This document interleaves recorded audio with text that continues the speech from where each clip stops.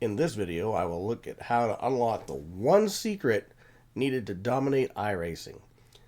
I'll look at how mastering this one crucial factor can transform your virtual racing career, helping you climb the ranks and outpace your competition. Whether you're a seasoned racer or just starting, understanding this one factor is the key to your success on the track. iRacing is one of the most popular and realistic sim racing platforms out there, with a huge community of enthusiasts and professional racers alike. But what really sets those who make their way through the iRacing hierarchy quickly from those who don't comes down to just one factor: the safety rating. So let's dive in and see exactly how the safety rating can affect your iRacing career and how to maximize yours. A lot of racers struggle to understand exactly how the safety rating system works and how it affects their rating. They might see their rating go up or down after a race, but they're not entirely sure why. They might get frustrated when they get penalized for someone else's mistake, or feel like they're being held back by their own rating. They might even wonder if it's possible to game the system or exploit loopholes to get ahead, which I cover in another video. The link is in the description below. First off, let's talk about what the safety rating is. Your safety rating, or SR, is a measure of how safe you are as a driver on the iRacing platform. It's determined by your performance in ranked races, qualifying, and practice sessions. What most iRacers don't realize is that the safety rating is the only factor that is used for unlocking higher license levels and entering more competitive events. It all comes down to how many corners you complete versus the number of incidents. Where you finish, or even if you podium, has absolutely no bearing on moving up license levels. Be sure to pay attention, though, to which events you are joining, too, and make sure that it is a ranked race. Unranked races do not affect your safety rating, so while it might be fun to do, you aren't making any gains on your safety rating. Now let's break down the core component: incident points.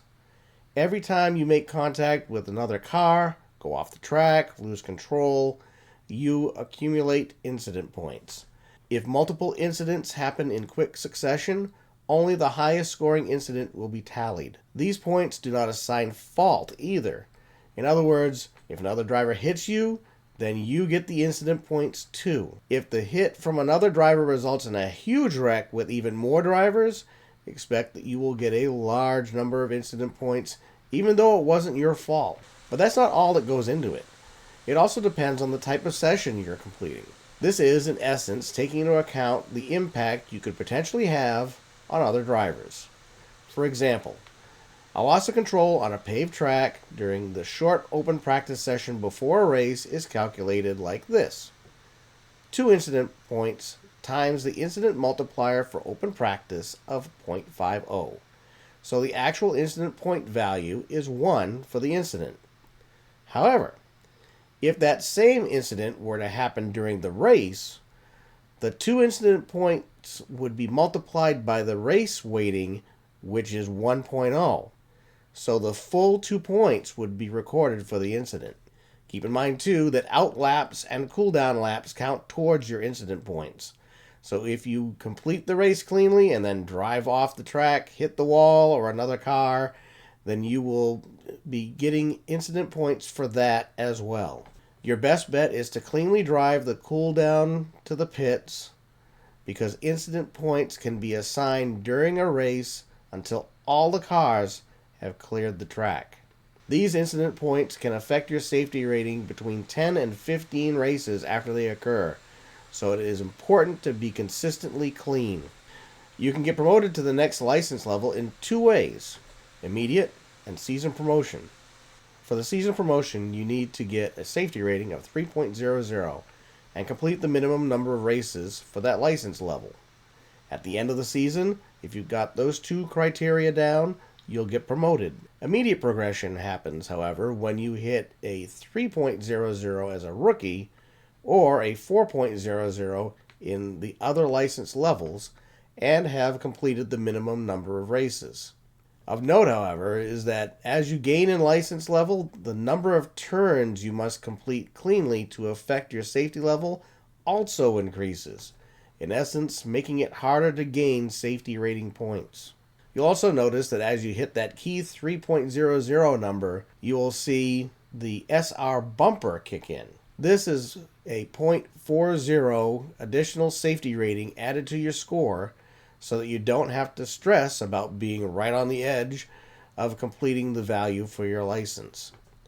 Unfortunately, the same thing happens when your incident score causes a safety rating to dip below that 3.00 number. An additional 0.40 is subtracted from your score. Another time when you see a subtraction to your safety score is when you get promoted to the next license level. When you promote, the safety rating is reduced by 1.00. This provides additional room for improvement at the next license level. You can also be demoted, basically losing your license. That happens in two ways as well. At the end of the season, if your safety rating is below 2.00, and immediately if your safety rating drops below 1.00. Similarly to when you are promoted, 1.00 is added to your safety rating when you are demoted as a kind of reset. The exception to the demotion is for the rookie and Class D drivers, who are not subject to demotions.